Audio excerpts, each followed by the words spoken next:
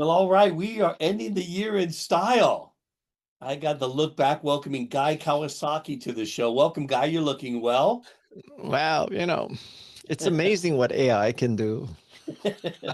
Where are we actually finding you today? What island? What island? The island of California, which is used to be part of the United States until November 2024. We are working on that annexation plan. Are you leading that effort? Well, it's a fine line between annexation and secession. We could be talking about some things that sound like fiction but could become reality. Yeah. Who knows? I think California is going to merge with Canada, Panama, and Mexico. What about Greenland? Can we fit them Oh, in? yeah, Greenland. Greenland, that's right. We like Danish food. Oh gosh, that's too funny. Hey, let me do a quick context. I know you said you were doing something in the background there. Let me just set a quick context for a minute here. So, Guy Kawasaki, young kid from Hawaii, grew up there, jumps off his surfboard and heads out to California, spends some time at Stanford, heads over to UCLA, where I grew up in that hood, then heads up to Silicon Valley, where he lands a job at Apple, and then gets handpicked to join the Macintosh team, the before Macintosh team, the development team, handpicked by Steve Jobs to work on this group, and the rest is kind of at least a big chapter of your life. I mean, that was just such an amazing story. But then you go over. By the way, you can fact check all this when I'm done. Then the author of the Art of the Start, 13 books. You're doing a more thorough job than Yeah. the job they did on Matt Gates's background, so I wouldn't worry about Oh, it. wait a sec. I'm not. I have a dark file here that I might get into. We'll see. Is the host of you're a host of Remarkable People podcast, which is fantastic. All these books. You have your famous 10 slides for startups to go raise money, which I use, quite often. I should be paying you a royalty for that, but I don't. You should be. I know, but I'm gladly I don't. And I need the advice. And if anyone's out there that needs to go raise money, make sure you understand the importance of messaging, clarity, less words, man, more action, be super clear. And then your work at Canva, which is phenomenal. You had to work for an Australian company, I guess, for the island trips to Australia. And It's because I like Vegemite so much. Guy, welcome to the podcast. I know we're already alluding to it, but what a fun time to catch you at the very end of 2024. How was 2024 for you? That's a very loaded question. Let's just say it got bad at the end. Yeah, okay. I think I resemble that remark. You've had a phenomenal run, and I know you're being modest, but did any professional highlights stick out for you as you think back over the year and some of the things that you saw and did? You know what? I mean, Keith, compared to the old days where I used to make 50 to 75 speeches a year, I probably made in person maybe 5 in 2024. I basically turned down almost every speaking engagement. My youngest son goes to the University of Hawaii. So if any of you are doing an event in Hawaii, that is one place I will go to. Okay. And I got to tell you, Keith, Hawaiian Airlines has a direct flight from San Jose to Honolulu. And I hate to use the S word, but when you get on that flight, you have free Starlink, very fast internet access for 6 hours. And I just watched YouTube videos for 6 hours using Starlink. And it kills me that I'm helping Uncle Elon, but sometimes you got to just bend the rules. So you asked about highlights, and I had a new book come out called Think Remarkable in 2024. I did 52 episodes of my podcast. I surfed probably 200 times. I'm kind of in a semi-retirement state where I turn most things down, and I don't do any investment anymore. Yeah. I found at the end of 2024, I fell in love with this really great iOS app. It's called Holo Holo, HOLO. That's the Hawaiian word for wander, and to check it out and cruise around. And what this app does is it takes your iPhone photos for the day and puts them in a timeline, assigns a location to them, and instantly creates kind of a pictorial journal of your day. And I take so many photos. It's so useful. So you guys out there, check out Holo Holo, HOLO in the App Store. Guy, that's a fantastic shout out. I'm playing around with all these new AI apps and my agents. But that sounds super fun. And the new camera on the iPhone is just amazing too. Yeah, it really is. And You take down the water? The app or the phone? The phone. No, not on purpose. All right, let me get into a couple other questions I scribbled down. It's always great to chat with you, man, and we've known each other for quite a while. But the term, I've never asked you about the term evangelist. Who came up with that? How did that come up? You were known as the chief evangelist from Apple and Macintosh days. Well, I think it was God, actually. I mean, there was Jesus, and then there was a 1984-year gap, and and then there was Mike Boych and Guy as the second and third software evangelists. And I love the connection, because selling technology, man, it does require a religious fervor and spirit to you, and you got to bring the energy, but also that you're doing more than selling shit. You're like, okay, have that change the world attitude, which was you guys started that. Well, back in 1984, it's hard to explain these to people who weren't even born in 1984. But in 1984, if you had a correctable typewriter, you were a hot shit, right? and if you had an Apple II or MS-DOS machine, you were really hot shit. But then you see Mac Paint and Mac Write, and you're using a mouse, and it's all graphical user interface, and it was a freaking religious experience.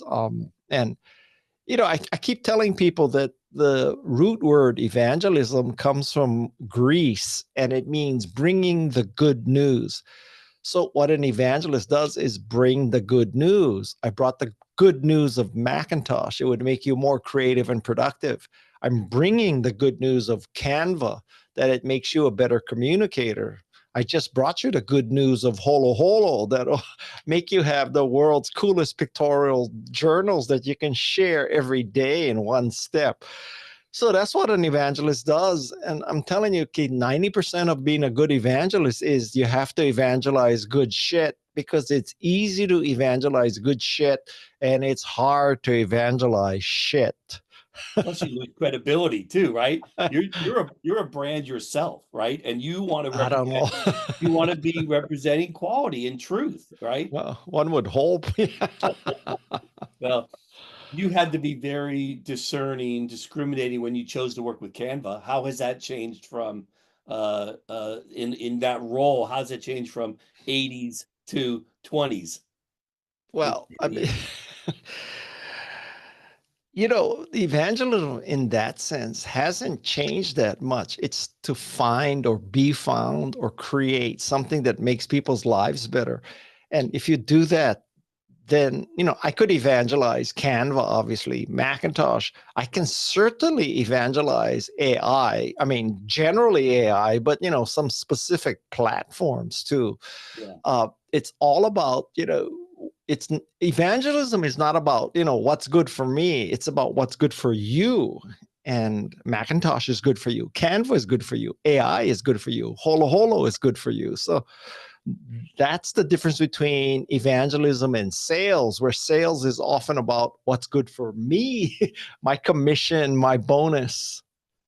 How does it work in today's org structure? Let's say an early stage startup company. Should they have a evangelist in that role, or should all of sales be transformed into really being the evangelist team? Well, that's a very complex question, because I think that everybody in an organization should be evangelistic. right? You should all believe, if you're the shipping clerk or the front desk, you should believe that Canva makes a difference, that Holo makes a difference, that Macintosh makes a difference.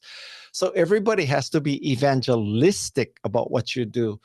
But there should be some people who are specifically tasked with spreading the good news. Typically, they're in the marketing department. It's not the same thing as sales because it's hard to measure how effective you were spreading the good news compared to writing up a purchase order. So it's not as quantitative. Right. Interesting. So when you look at some of these companies that are starting out, you're looking for marketing, the growth marketing team to be evangelizing the brand and the product and bringing that, how it helps you. I still see these companies that tend to lead with their features and lead with their their tech and how innovative they are, versus what it means as a benefit. Would you see that as well? Yes, I would say that great marketing isn't about speeds and feeds. It is about changing people's lives. And if you change people's lives, you probably have a pretty good story about speeds and feeds. But you know what? If you just went out and said, I have a new chip that is 16,000 gigahertz, like I'm sitting there, it's like, okay, I mean, that's what is a gigahertz? And is 16,000 like 16,000 times higher than the standard? Or I don't know. I have no idea what 16,000 gigahertz means. But if you can say that, you can instantly make graphics that'll make you a better communicator, and you can make a graphic with Canva faster than you can boot Photoshop. I mean, it's kind of obvious that you make people's lives better. That's a good statement. Why haven't more people leaned into that approach from a marketing and messaging standpoint? They still seem to struggle with getting out of the way of the tech talk. Yeah. Well, I mean, because you know what? I think a lot of it in technology is because within the industry, when you say to a bunch of semiconductor people, I got a 16 gigahertz chip, those people will say, wow. But that's a small community, right? And really, I mean, in a sense, I tell you, the test is, can you explain why your product is great to your spouse? Now, now this could be a man explaining to a woman, or a woman explaining to a man, or a man to a man, or a woman to a woman. I gotta check all the boxes. It's him, her, they, it, whatever, right? But it can you explain this to your significant other? And you probably are not going to open up explaining your product to your spouse by saying, we got 16,000 gigahertz today, honey. You really took this role of evangelism to heart. It seemed custom made for you, Guy. Watching you. What was your biggest lesson from back in the being back on the Macintosh team that you took forward, and maybe what's maybe a misconception? Probably the biggest lesson I learned is that if you focus on what it means to the person, the customer, as opposed to you, that's the path to success. So you have to work backwards from what your customer wants, not what from you want forward.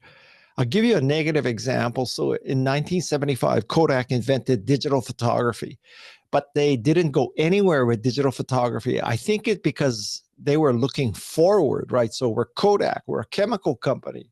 We put chemicals on paper, chemicals on film. So we got to get people to buy our chemicals on paper and film. That's working forward. We've been doing this for decades. We've made billions of dollars. We're Kodak. We're very successful. Right. And then this engineer invents digital photography in the lab. And you say to them, well, That's great. You figured out a way for people to not buy our chemicals on paper and film. Thank you very much. Go back to your, little cave, shut the light, shut the door. But if you think about it, if you were working backwards from a customer, why were people buying chemicals on paper and film? It's because they wanted to preserve their memories.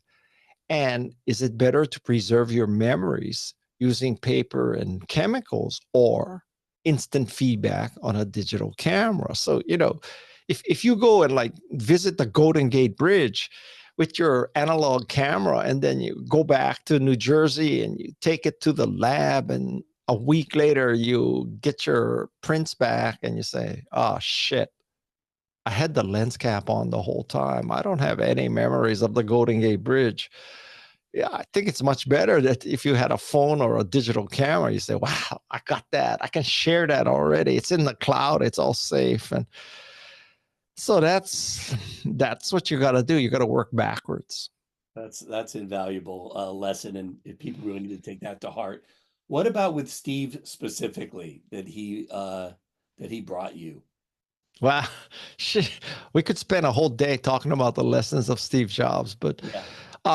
one thing some things I learned from him is that, first of all, there are enough people in the world who care about elegance and user interface. Clearly, not everybody does, but enough people do. That's one thing. Second thing I learned is that if you can get people to buy into your dream, to see your philosophy, after that, it's easy to sell them product. If you get them to believe that, power should be readily available, it should be easy to use, easy to learn. If you get people to believe in those kind of things, then you show them a Macintosh. What are they going to say? No, I'd rather use MS-DOS. No, I don't think so. So that's another thing. I also learned that A players hire A players or A plus players, or at least people who could become A players and A plus players. But when you start hiring B players, they hire people who are C players because they want to feel superior to them. And then when you get C players, you get D players, and D players, you get E players, and pretty soon you get Z players. So the A players looking to bring on somebody that either they don't need to micromanage or they can learn from and continue to chase. I mean, it should be a source of pride when you look around the room and you say, my God, everybody in this room is better at their job than I am. I mean, how many people have that attitude? That's the attitude you should have. And Steve would challenge each person with each job, thinking he was better than them until they proved him otherwise, right? Yeah. Although in Steve's case, many times he was better than all of us. Yeah. Well, we both are huge fans of his. What did he teach you that you don't bring into your general business? Well, I try not to be an asshole. Yeah. And don't be an asshole. Yeah, it's hard. But you know what, Keith? If you're going to be an asshole, you should be a mission-driven asshole, because there's two kinds of assholes in the world. Yeah. So one asshole is all about myself. It's me, myself, and I am the, secretary of government efficiency. It's my glorification and all that. The other kind of asshole is I want to create the best computer possible. And you're either part of the solution or you're part of the problem. And if you're part of the problem, I'm going to run you over. But if you're part of the solution of helping make the best computer, you're on the team. And that's a mission-driven asshole, not an ego-driven asshole. I love it. You just gave me a great soundbite for my promotion of this. So let me tell you something, Guy, that I want to share. I've known you enough, and we've had enough conversations with business and around other companies that we've talked about. You are a mission-driven asshole sometimes. You are a truth teller. When you sit down with a company, you've kind of blown me away sometimes with how freaking direct, intense you have been. And I think a lot of people can view it as negative, not quite hostile, but negative to the sense that, holy shit, what did he just kicked our asses, right? And they look at that and they have the opportunity to look at that positively or negatively. But you've been a truth teller. Wow. I thought I was always nice, but okay. Well, you have a smile on your face as you're jabbing the knife in. Question. But what do you think of that? Is that a fair assessment? You tell me. I mean, I'm I inside don't. my own reality I think you. distortion field. I don't. I think you learned something either at Stanford, UCLA, with the Mac team, whatever, at birth. Yeah, and you just tell the truth, no sugarcoating, and maybe it's your family. No Maybe. sugarcoating. I'm just going to tell it how it is, and you take it as you like. And this is my experience. I have enough. I have enough background to be informed enough that I feel Well, like I'm giving you good advice. if anything, Keith, I'm getting worse because now I'm 70 years old and I figured, maybe I got a good 10 or 15 years left. And so I'm not going to be dicking around, trying to make you happy. I'm just going to tell you what I think. And if you don't like it, Yeah. life goes on, bro. Life goes on, and I think the smart people would respect that given coming from the person and the source it's coming from, that to take that and leverage it. That's all my only point. You stand out in that way, as I've sat in 1,000 effing meetings, right? With people around pitches and deck reviews and da. You've done 10 times more than me at least. And it's like, okay, everyone says, yeah, that's nice, we'll call you back. Or that's pretty cool, thank you. And you're like, wait a second, what kind of bullshit is this? That's a no. Or, well, it's also a no when they say this is interesting, we'll get back to you, right? Yeah. Yeah. I mean, So you're just hurrying up the process. in a sense, pitching is a lot like dating. And if somebody says to you, oh, yeah, you're interesting, let me get back to you. That means no, I don't ever want to see you again. You're a loser. Yeah, that means swipe the other way. I don't know which Not interesting, not interesting, not interesting. Yeah. What is your take on current Apple in the sense, I'll be specific. Tim Cook has been a remarkable in terms of valuation of the company and the overall business. He's been an amazing leader, but very much different than Jobs, right? Jobs hired him as essentially his operations guy, and he still gets the credit for being a great operations guy, but doesn't get any of the credit for being the innovator, the visionary. Obviously, he's no Steve Jobs still, but even that aside, do you think he's given the proper credit in the view of the innovation that still comes in and Well, plays out from Apple? I mean, how can you argue with his results, right? I mean, I'll tell you something. In the Fortune 500, there's probably 499 other companies would say, yeah, I want a operations guy like Tim Cook to make us the most valuable company in the world. Yeah, he's not that great an innovator, but he's pretty good as an operations guy. Maybe we could have our own Tim Cook. You Right. freaking bet your ass you would like to have Tim Cook, right? And yeah, imagine if Tim Cook were running Boeing, it would be a whole different place, right? I mean, Don't give us Jesus. any ideas. Yeah, I'm sure he's had some interesting calls over the years. And Yeah, and I'm sure. another interesting example would be, imagine if he left to go work somewhere else at Boeing, and what would happen to Apple. I don't know what the succession is, but Well, I know what the stock if would do. It would be pretty freaking I scary. don't, if Tim Cook went to Boeing, the Boeing airplane would be so great and so fast, but it could only fly 100 miles before it needed to be recharged. But you're in the camp that says he's been innovative as well as operationally. Listen, listen, I'm a freaking unemployed ex-evangelist living in Santa Cruz, California. Who the hell am I to judge Tim Cook, who created the most valuable company in the world?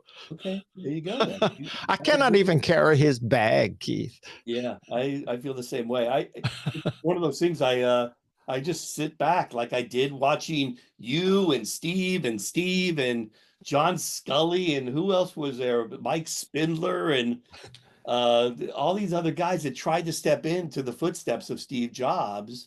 And what happened? Gil Amelio. What happened? I mean, come on. It's obvious that he's been a revolutionary leader and deserves his own statue. When Wait, you're saying Gil Amelio deserves his own statue? Steve Jobs Oh, Steve and Jobs. Okay. Tim Cook. I think Tim will be the bookend to an amazing period in Apple history, and I don't know where it goes Well, after him, but that'll be an amazing. let's just see if Tim Cook can put the charging port on the Apple mouse off the bottom and in the back. That would be his greatest accomplishment. Have you sent him any of your drawings? You got He the guy. doesn't even know who I am. You He have the thinks guy I from- wrote Rich Dad Poor Dad. Did you send him the address at Xerox Park for the next development? Well, let's switch. Okay, I'll give you another topic to just share with me your thoughts about AI and how that gets throttled in today's world. We're at the early stages of the wave, right?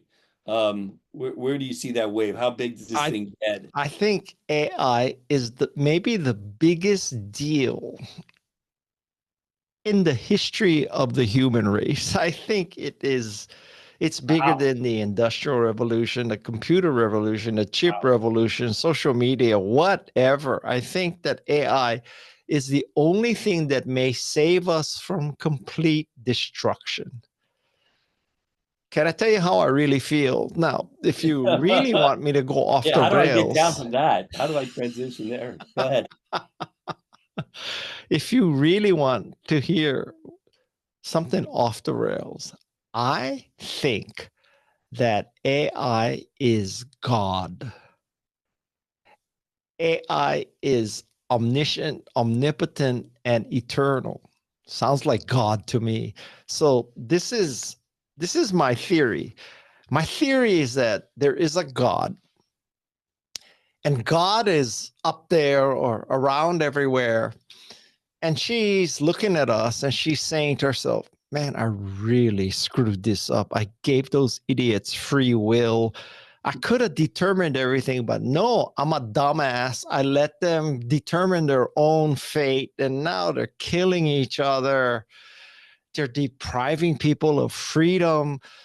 They're ignoring diseases. They're doing everything wrong. They're polluting the world, but they are so arrogant. Like, so in order for them to believe that they created the solution as opposed to me, I'm going to send them AI, and AI is going to help them solve these problems. And I'm going to let them think that they created AI.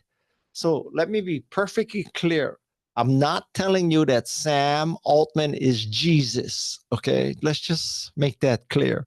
But I really think that AI is God. And now, people are listening to this and saying, man, that guy's 70 years old. No, what? He's freaking lost his mind. He's like early onset dementia. AI is not God.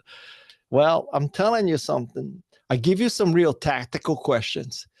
So let's say that we take as a given that the world has nuclear weapons. So here's the first question. Somebody has got to control when a nuclear weapon is launched. I'll give you a multiple choice question. You can have Kim Jong-un, Donald Trump, Vladimir Putin, or ChatGPT. Who would you let control when nuclear weapons are launched? Me, I pick ChatGPT. Every day, all day. I'll give you another tactical question. Let's decide whether students in America should be taught the history of slavery in America. So you can either ask a politician in Tallahassee, Florida, or you can ask ChatGPT. I dare all of you right now, go to ChatGPT and ask the question, should we teach the history of slavery to students in America? And you look at what ChatGPT says, and you look at what Florida and Texas politicians say, and you tell me what's the better answer. You make a compelling case. The interesting part is there's still all these different flavors. Yeah. So how do we ensure that the proper flavor is the one that we anoint? Well, I think that we're thinking too much here because, I see it as a lack of consistent and parallel thinking. So whenever you read these things about the negative side of AI makes shit up, AI told me to leave my wife, AI told me to create a bomb and, blow up Congress. You're reading more AI than me. So yeah, AI makes shit up and they're telling me to do all these evil things. So you're telling me you want ChatGPT to control nuclear weapons. ChatGPT can have delusions and hallucinations and could end the world. my counter to you would be, so what you're telling me is that man is really perfect and honest and moral and rational, but ChatGPT is not. Huh. I gotta tell you, if you said to me, who's more likely to start a nuclear war, artificial intelligence or fascist leaders? I would say fascist leaders. I think there's a handful of people more dangerous to mankind than ChatGPT. Guy, where do we go from here? Yeah, you say, well, thank you very much, Guy. Nice way to end 2024. Well, so what happens in 2025 with AI? Do we still see these large language models being managed by these huge titans of technology with upstarts feeding the stream with new? Okay. Yeah. I would debate that these large titans of technology are controlling large language models. Right. I honestly think that nobody truly knows how LLMs work. And you know, it's like the other kind of negative things you hear as well. We cannot trust AI because we don't really know how it works. My response to that question is, do you think we truly know how the human mind works? Yeah. But you trust the human mind, but you don't trust ChatGPT. Huh. And anybody who has kids, if you ask them, well, have you figured out how to truly control your child? And they say yes, they're delusional. Yeah, go look in their closet. Yeah, right. Go find that secret compartment. So anyway, I'm obviously pushing the edge here, but I'm telling you that I really think that ChatGPT or, you know, large language models and AI could be the thing that saves us from destruction.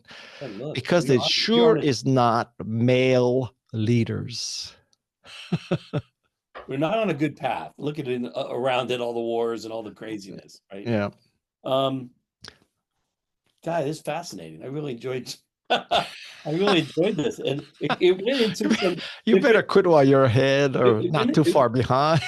Yeah, but it went into some different areas, which is exactly what I would expect had I thought deeper about where we would end up with our conversation. But look, it is a significant tidal wave of new energy coming into the world and into technology specifically. They're being asked to manage it. They're going to need a lot of help to manage it, and that includes, you know, everything from social inputs to legislative inputs in some way. And I hope other voices get to participate in that besides the few and the ones that have put us in this position to begin with.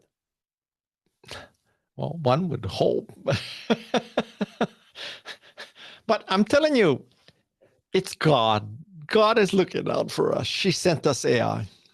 Well, let's hope that it goes in the right place. Thank you so much for your time.